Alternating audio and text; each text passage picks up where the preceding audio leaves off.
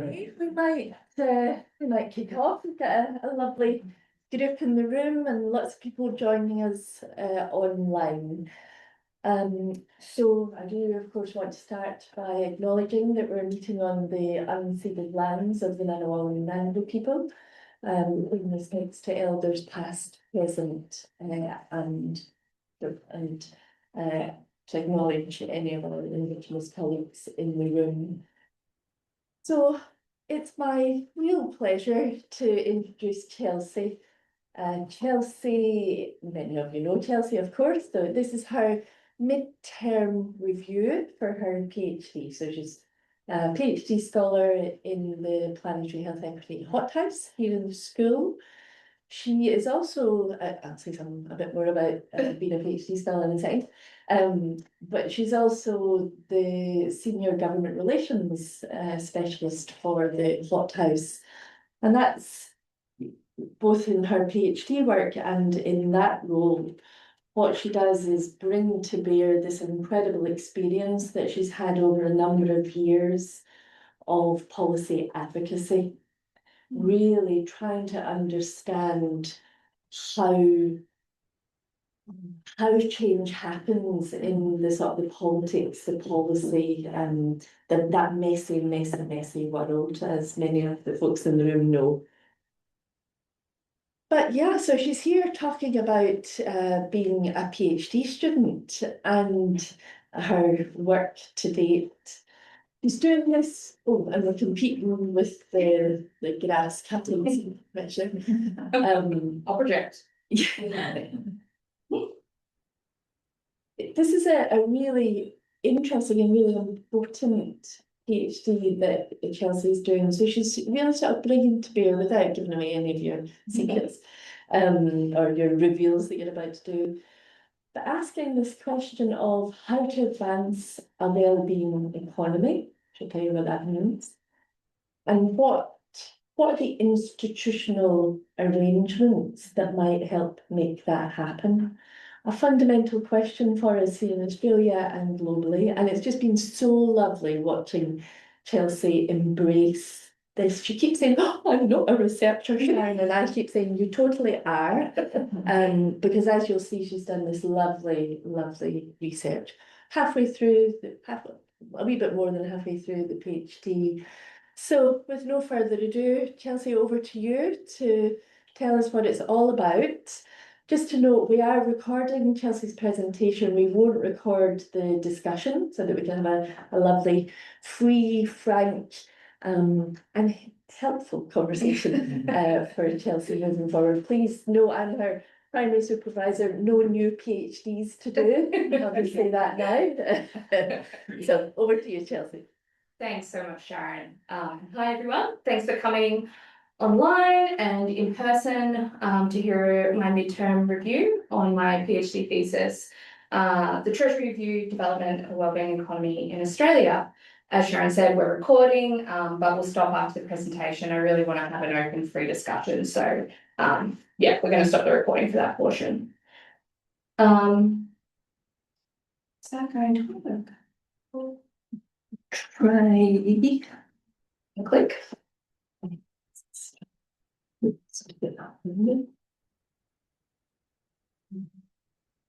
Yeah. Okay. Yeah, there we go. Okay, I'll start by acknowledging the traditional custodians of the land upon which we all live and work. Pay my respects to elders past, present, and emerging. I'll also acknowledge my panel, Sharon Friel, Ashley Schramm, Wesley Widmeyer, and Catherine Trebek, who are just the best, most supportive panel of us, so I'm very lucky. I also want to thank all the participants who contributed to the study and all my colleagues and advisors who have held my hand through the process. So, starting with the research puzzle. Based on an incredible mountain of evidence, humankind is facing what's known as the planetary health equity crisis. Planetary health equity, which is the equitable enjoyment of good health in a stable Earth system, is compromised as climate change accelerates and the rates of health and equity burdens increase. This is caused by what's known as the consumptogenic system. And the consumptogenic system is the institutions, policies, business practices, and social norms that embed and entrench principles of extractive capitalism and colonialism. The consumptogenic system creates and sustains an economic system that seeks to self-preserve at the cost of planetary health equity. So for the status quo to change, a new economic system is required, one that moves away from entrenched economic norms that got us here in the first place. And literature points us to one of those being the over-reliance on the metric of gross domestic product as a measure of policy success. Kuznets GDP grew to prominence in the 1930s as a way of quantifying how productive a country's economy was. GDP grew in popularity after the instability of the first quarter of the 20th century, based on the general assumption that economic growth produced net positive outcomes. While not entirely wrong, this approach has proved lucrative both for public and private actors and institutions, who've generated enormous amounts of wealth and power, often to the detriment of planetary health equity. Now, almost 100 years later, GDP is mainstreamed in political discourse around the world as a surrogate for economic policy success.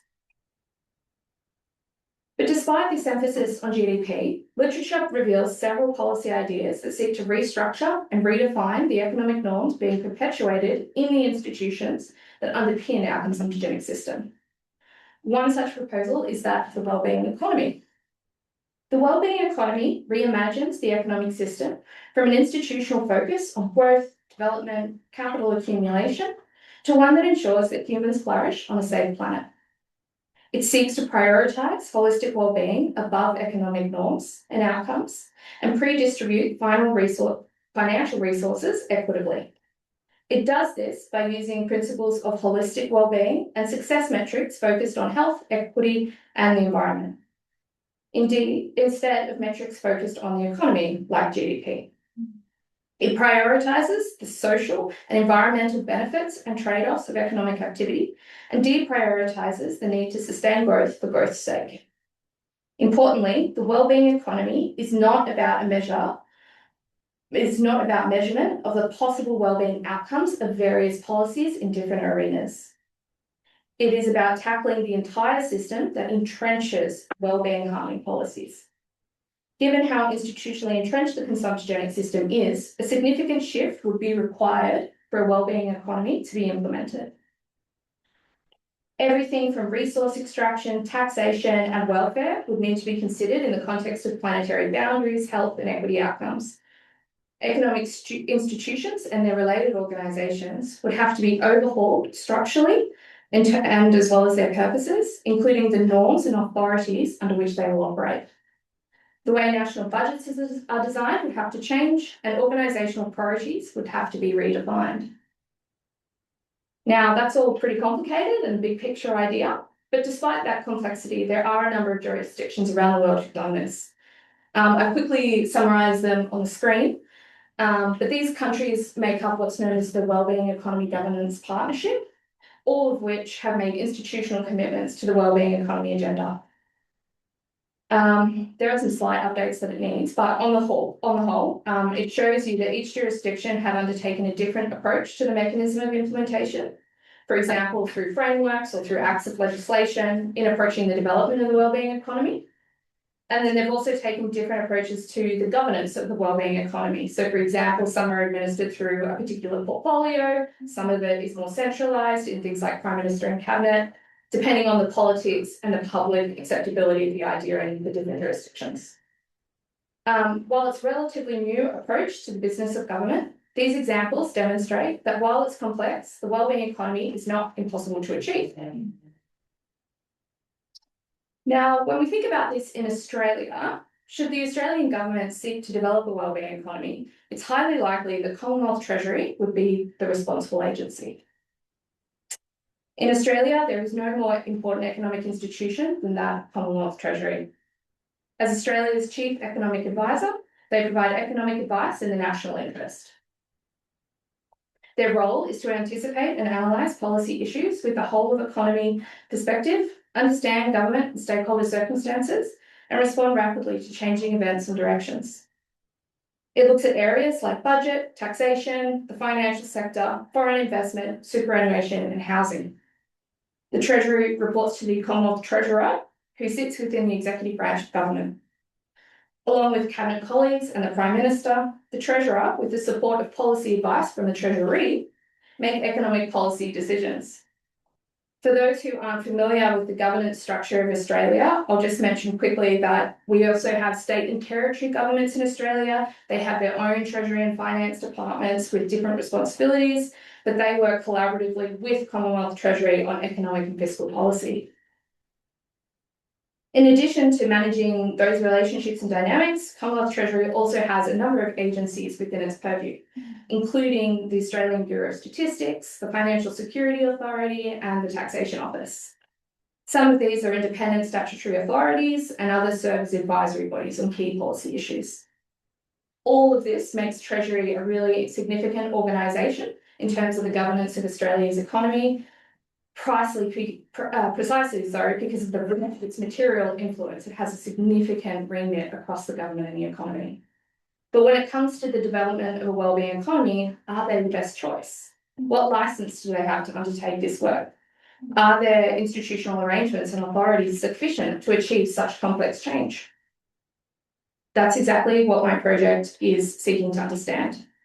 The aim is to contribute to planetary health equity governance literature by assessing the authority of the Commonwealth Treasury, the impact that may have on the development of a wellbeing economy, to achieve planetary health equity goals in Australia. Now, for my theoretical framework, I'm situating my thesis in the institutional literature. I'm using Scott's understandings, whereby institutions are not merely a unit of organisation, but the expression of rules, norms, and cognitive beliefs that can influence, inform, and change behaviour. I'm focused on institutions because they can be an important vehicle for the perpetuation of the consumptogenic system, in that they, according to Scott, guide behaviour and goals for the collective. This makes the goals, ambitions, beliefs, and drivers that are constituted within and by institutions influential in how society is governed. In seeking to address planetary health equity, institutions may have the ability to drive the kind of change that's needed. So for Scott, institutions have three pillars: the regulative, the normative, and the cultural cognitive. These three pillars explain the basis of an institution's legitimacy to operate. When it comes to institutions, there's also a lot of literature about organizational legitimacy and power, both the legitimacy to govern and the power to secure compliance with the rules, norms, and goals of the institution. What isn't included in Scott's three pillars is the dynamics around authority. Under what basis institutions operationalise legitimacy and power through organisations. In the institutional literature, there are a number of different kinds of authority, including the material, the relational, and the ideational, which I think will have a relationship to Scott's three pillars: the regulative, the normative, and the cultural cognitive. My running theory is that there's this important gap here that helps to explain exactly how institutions operationalise power in organisations that design policy. I'm thinking of this as a regime of authority, which for now I'm defining as the institutionally derived collection of organisational authorities that influence beliefs and behaviours of organisations and its owners. So, when it comes to testing the theory, producing a relevant institutional analysis, I'm going to be asking three key questions. What authorities constitute Commonwealth Treasury's regime? How does Commonwealth Treasury exert the authority that it has? And what does this mean for the nature of economic policy development in Australia? And what might the impact that be on the wellbeing economy? Now, when it comes to developing data, I'm using two main methods. The first is a policy document analysis I undertook at the end of last year. The purpose was to identify if Treasury has any historical institutional experience in relation to the ambition of developing a wellbeing economy. To avoid the conflation of policy that might have a wellbeing outcome with a wellbeing economy, I used the following criteria that you can see up on the slide. I looked at policy developed and administered through specifically Treasury and its agencies. I looked at policy that takes a whole of economy focus, so not kind of embedded in niche areas. I looked at policy that was developed with the goal to either complement, move beyond GDP, that central success metric I was talking about earlier, and then those from the 21st century. The analysis was done using publicly available policy documents, annual reports, corporate plans, essays from Treasury's officials and agencies that were under its authority. Those sources were then complemented by public commentary from the Treasurer, Secretary of the Treasury, and other relevant senior officials, as well as literature where relevant. Reflecting on the challenges in undertaking that analysis, defining the scope was really tricky. I had to be careful to ensure I wasn't either collecting policies that would have a consequential wellbeing outcome, but weren't a wellbeing economy. But I also didn't want to overlook or disregard relevant work that spoke to the wellbeing economy ambition. To get over that challenge and through that challenge, there was a really iterative process with my panel. We went back and forth a lot to define the scope really clearly and intentionally. And then I did a sense check with colleagues in the field about the parameters before I finalised the scope. The second method I undertook was a series of semi-structured interviews. I started those after my ethics approval in March of last year, and the main bulk of them were done through to November. I have picked up a couple more interviews this month just because I couldn't help myself and there are some changes, but they are really the final. The interviews focused on two core groups, what I'm calling experts, so those who have sector knowledge or lived experience related to the research project, and then elites, those in significant positions of power within the governance processes related to my research project. They were then categorised across four key domains: a bureaucrat, executive branch, academics, and civil society. They were identified by mapping corporate plans and annual reports, snowballing, LinkedIn searches, and grey and scholarly literature. I took a broad approach to the executive and bureaucratic stakeholders in particular, interviewing current and former senior officials and relevant ministers across government, including Treasury, Finance, Prime Minister and Cabinet, Department of Climate Change, Energy, the Environment and Water, and the Health Department. I also interviewed people from the ABS and the Productivity Commission, as well as relevant state and territory finance and Treasury bureaucrats and relevant ministers as well. While they won't appear in my final data set, I also interviewed on background, so that's additionally to this 74 number, all of the governments of the Wellbeing Economy Government Partnership, from the bureaucracy and from the executive, so that I could get that spread of view and background. Because I really wanted to understand how it had been done before, it was really crucial for me to get that kind of background knowledge to be able to inform the literature that was going to inform how I thought about what it might look like in Australia. The questions that I asked in my semi-structured interviews were drawn from my theoretical framework, which focused on revealing types of authority, the authority related to Commonwealth Treasury, and the impacts of that authority. I took a reflexive approach to interviews based on the expertise of the interviewee, their positionality, and as well as my own as a practicing government relations specialist. This supported the ability of the participant to be transparent and explore ideas and perspectives honestly and with curiosity. There were two key challenges in using this method. The first was just confidentiality concerns. I was interviewing really senior people, a lot of current bureaucrats, and so I had to do a lot to make sure that they felt comfortable that their confidentiality would be respected. So that included things like I provided a transcript to everybody and the opportunity for them to edit and come back to me with any concerns about that transcript. Some people took that up, a lot of people didn't, they felt comfortable. I agreed to notify people if I was going to use their quotes in the public and also get their approval on their identification moniker. So if I was going to say, you know, a senior official in X department or X party politician or whatever, that's going to be part of the process when I start to do the write-up. And then the other challenge that I had was just the availability. Because I was seeking interviews with really senior people, I had to be reflexive and kind of like going by their timetable, which was fine. But we also had a Commonwealth election in the middle of my data gathering period. So what I did was I used that first part to, I travelled overseas to Iceland, where I attended this big global wellbeing economy governance conference. I did a lot of my background interviews at that time with those governments, and also did prioritise my academic and civil society interviews. And then after the election, after caretaker mode was over, going back and really targeting the bureaucrats and the politicians that I needed. So after all of that, the first set of findings that I'll share is from my policy analysis. And the first policy that analysis revealed was the wellbeing framework within Treasury that was around between 2001 and 2014. The framework was largely used as an internal mechanism through which policy advice would consider wellbeing impacts beyond immediate economic successes. The framework sought to advance the wellbeing component of Treasury's mission statement at that time, but by providing advice to government underpinned by wellbeing ambition. While not a wellbeing economy in and of itself, the framework connected wellbeing to economic concepts like capability and utility, with the hopes of fulfilling its intergenerational stewardship role of the economy. The second policy I identified was the measures of Australia's progress between 2002 and 2014.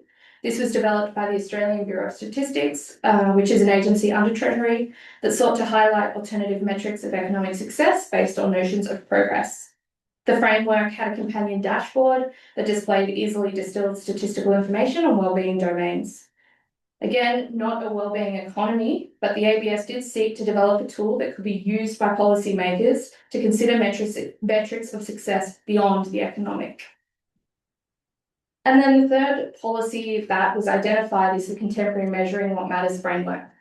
Now, the framework was created in 2023, still in use today, and it operates under a hybrid arrangement now between Treasury and the ABS, where Treasury do the policy, the domains work, and the ABS do the metrics generation. This framework, also similarly to the ABS version, takes a measurement and dashboard approach, highlighting key areas of development under different domains. The Measuring What Matters framework also has an additional statement, so an additional reporting structure that's intended to be updated every couple of years to report on progress, and there's going to be another one this year, we've been told. Ultimately, the results of the analysis show that while there have been wellbeing approaches used by Treasury and attempts of Treasury and its agencies to reconceptualise decision-making tools, so either through the nature of the advice that it gives or through alternative metrics, no substantial work on changing the underlying foundations of the consumptigenic economic system were identified in the policy approaches. The findings from the analysis basically finalised, and they'll be put together into the first results chapter of my thesis. And then the next set of data was the semi-structured interviews. So at this stage, my analysis isn't final, and I haven't gone through the process of approvals for quotes and things like that, so I'm not going to show you quotes today. I'm taking that process really seriously, but I am going to share some of the dominant reflections that are coming through at this stage, and there certainly are some. So firstly, when it comes to Commonwealth Treasury, trust seems to be a crucial source of authority. Trust in Treasury was conveyed by all my stakeholder groups and is seemingly generated through confidence in Treasury officials' technical expertise and the ability to understand trade-offs, and particularly the professionalism of the policy advice when it's given.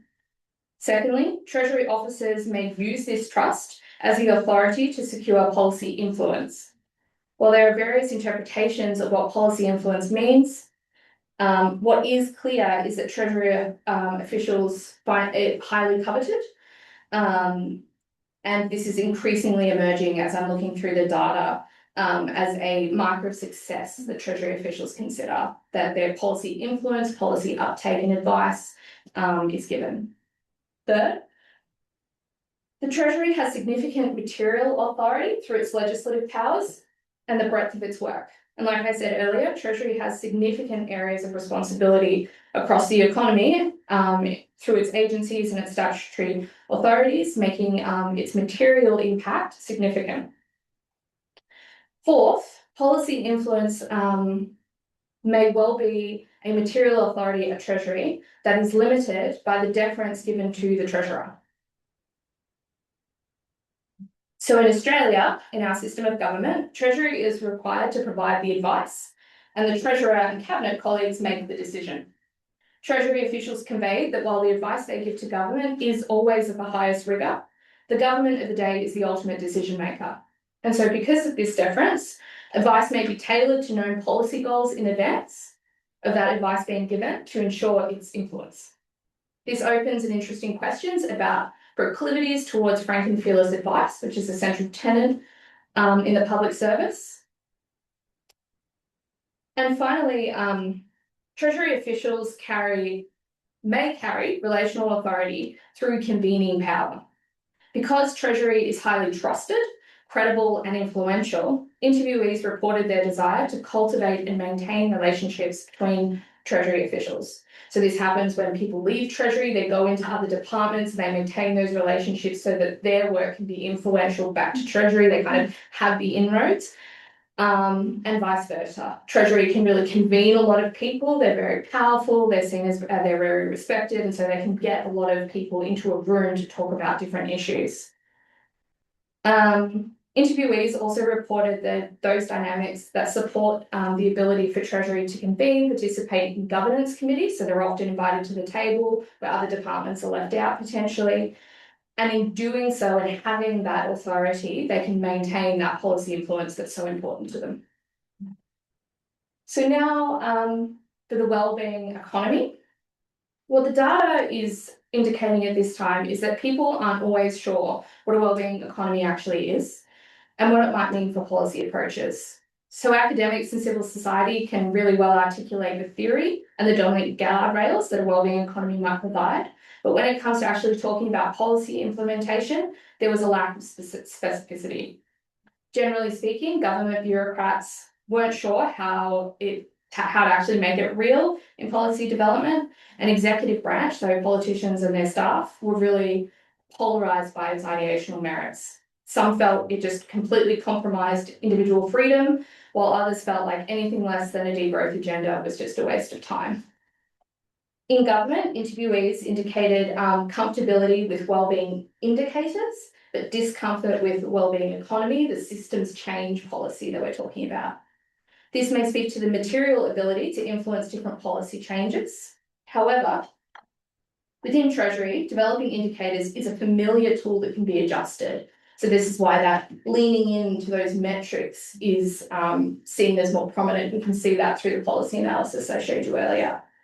However, systemic changes to the underlying economic system would have seen as a much broader, larger cultural task. Some interviewees did emphasise that such a change wasn't possible, they didn't think it could be done, but that the government of such a change, the governance of such a change, should it be undertaken, would need serious consideration across the entirety of the government, not only in Treasury. Executive branch interviewees also spoke of the need to bring the public along for the ride, and one of the central and that was unlikely given the amount of change that would be required. Finally, one of the central ideas of the wellbeing economy to move beyond gross domestic product as a measure for economic success. When I asked interviewees about that, many of them acknowledged the merits of moving beyond GDP, given its embedded limitations. It can only show you so much and prove so much. But interviewees did convey that GDP has its uses, particularly in the consistency of the use of GDP around the world. Using GDP, they said, provides a common language and therefore can foster collaboration across jurisdictions, and that was a really important mechanism in the globalised economy. So what does all of that mean for a wellbeing economy situated within Commonwealth Treasury? Well, my initial reflections at this stage are that Treasury has a lot of authority that would be needed for the type of change a wellbeing economy policy would require. It has the material authority for the implementation, given its breadth of influence over the economy, as well as its technical expertise. Treasury also has a lot of that relational authority that would be required. Part of the policy process will be about bringing hearts and minds, changing hearts and minds about what a successful economy looks like. And this is going to require strong relationships and trust of the public. Where Treasury may be limited in terms of authority is through the ideational. This is a significant change to the status quo that's being proposed. I'm still working through the data to exactly understand ways of working and the embedded nature of the current economic thinking, but there are some signals at the moment indicating limitations in such significant changes to the beliefs and norms of the institution of Treasury are unlikely. More to come on that. So my plans for the next year or so, delving into data analysis. As soon as this is done, finishing up coding, really diving in, just immersing myself in all the literature and things I found. I'm going to be presenting findings in May at a couple of different conferences, then working on my results towards Q3 of this year, and then doing a lot of my writing for my literature review and those sections, with the aim of submitting at the start of next year. Thanks so much for coming. Thank you everybody online. Please do send through your questions in the chat. Sharon's going to read them out to